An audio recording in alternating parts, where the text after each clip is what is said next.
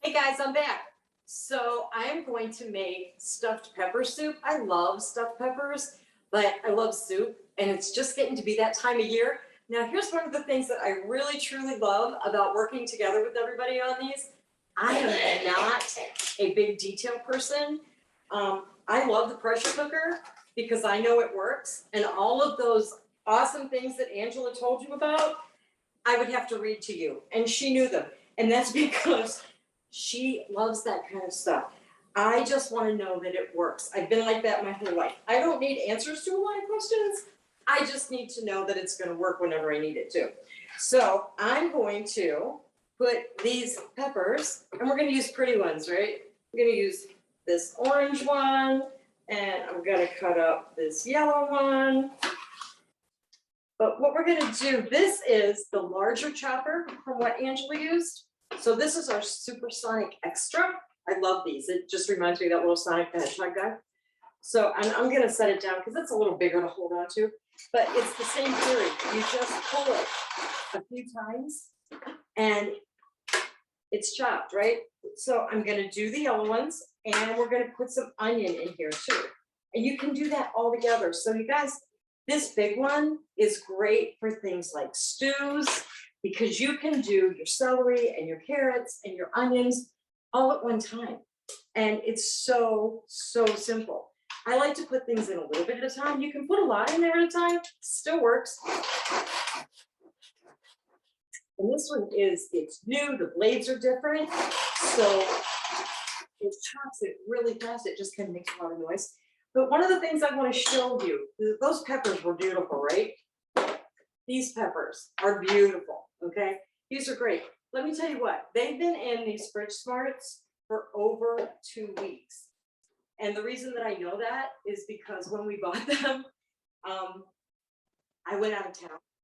And when I came back, I thought, oh, I have to make that stuffed pepper soup. I better check those peppers. And they looked amazing. Okay, the onions, these onions have been in this fridge smart for probably the same 2 weeks because I made stuff and then I left, right?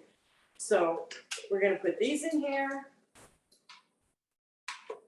And this is one of the other things I love about the pressure cooker, like Angela was saying, people use their crock pots and some other things. Everything goes in one place. We just kind of honestly just dump it in there. And then you put the top on and you're good to go. So I just love this, okay? So there are, look at that, all the peppers and the onions are already chopped up. You know how long that would have taken by hand? And they wouldn't have been even. It wouldn't have been pretty. That'd have been chunks, big chunks, and then you'd have gotten tired of doing it, so there would have been bigger chunks. That's me. Okay, so we're gonna do this. Now, all we need for this is a pound of your favorite kind of meat. So I'm using ground beef. You can use turkey. You can use ground chicken, whatever your preference is, whatever your dietary preferences are, you can do it with no meat. So that's, also good. And you just put it down in there. And then we're gonna add all of that. And this is our simple spoon. We have some of the best utensils ever. They're all dishwasher safe. And they're great as far as they work in all of our cookware. They'll work in your cookware. They work in the Ultra Pro, which is also fantastic. Okay, now we're going to use a can of stewed tomatoes. And again, we're just dumping the stuff in there.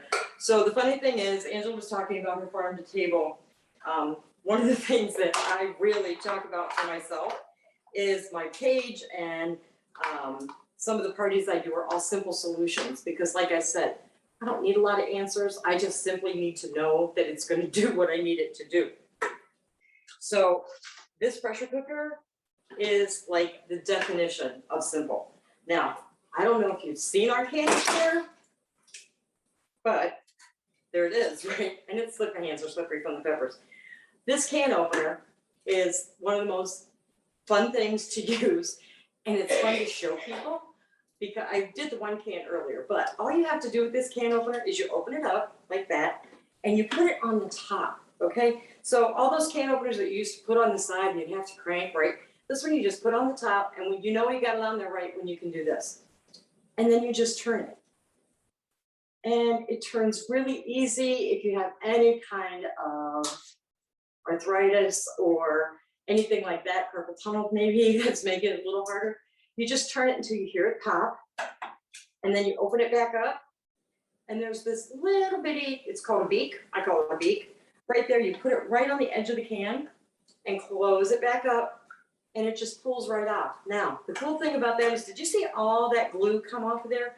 When you use a regular can opener, all that glue gets like down inside there because of the way that the can opens, plus whatever is on the top of that can. And this, no sharp edges, okay? So you can't cut yourself. I had a daughter when she was younger, reached down in the garbage to get something that she dropped, and she cut herself on a can lid and had to go to the emergency room, and she got 4 stitches in her thumb from a can lid. So, and you know, we have the same thing with like your puppies, stuff like that. Stuff happens. Kids do things, pets do things, adults do things that just can get them hurt. So that's just one thing that you can do to make that not happen. Because if we can stop anything like that from happening, then do it, especially if it's that simple. Now, the only other things we put in here are some beef broth. And Angela talked to you about that fill line. So we're gonna put enough in here. This smells so good already, and it hasn't even started cooking. I love pepper as well. All right, so we put in, it's half a package of beef broth, which is one of our big shakes. And we're gonna stir that up a little bit. And the only other thing that goes in here is 1 cup of instant rice, okay? Because when you make stuffed peppers, you put rice in it, right? So we're gonna put the cup of instant rice in there. I'm gonna stir it up a little bit so that everything's up. We do have half a teaspoon of cumin, okay? So did you see that? I had measured that out earlier, and I like to do that kind of thing. Have you ever been measuring things for like cookies or something like that, and you forget if you did the vanilla, or you forget if you did one of the salt? So these, you can measure it out, you can set it down, and just leave it there. And then when you get ready to put it in, you just pick it up and do that. And it also calls for salt and pepper. And you will see, as you watch those of us that do this, a lot of us use the same products, and that's because we can't do without them. They're in our kitchens, we love them. I guarantee you that everybody that's cooking for you tonight has a can opener, has a pressure cooker, has counterscapes. I know they all have fridge smarts, they have a quick shake. And it's not because, you know, we didn't know what to get. We love it. We all love these products. That might be too much pepper. I like pepper, but it's pepper soup. So, and all we're gonna do now is put that lid on it and seal it. Angela showed you how to do that, right? We're gonna seal the lid on it and put it in the microwave for 20 minutes. And any night of the week, you can call that dinner, or you can use those Ventnsorgs we talked about before. You can freeze these soups so that you have them for a couple nights in a row, you know, like freeze them, grab them out whenever you need them, take them for lunch, have them for the kids' dinner when on those nights, whenever they have ball games and everybody's running late, you can grab them out of the freezer and cook them. So Ellen, I'm gonna put this in the microwave, and you go ahead and introduce whoever's next.